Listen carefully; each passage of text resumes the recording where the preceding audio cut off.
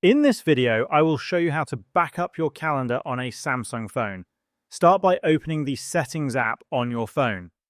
Once in Settings, tap on the search bar at the top and type Backup. Tap on the Accounts and Backup option that appears. In the Accounts and Backup menu, tap on Backup Data. Here, you'll see a list of data types that can be backed up, including apps, contacts, messages, and more. To back up only your calendar data, make sure that only Calendar, Clock, and Settings are checked. Uncheck all other options to ensure that only your calendar data is backed up. Once you've selected the appropriate options, tap on Backup Now. The backup process will begin, and you'll see a progress indicator. If you have data in your calendar, it will be backed up to your Samsung account. If there's no data to back up, the process will complete quickly.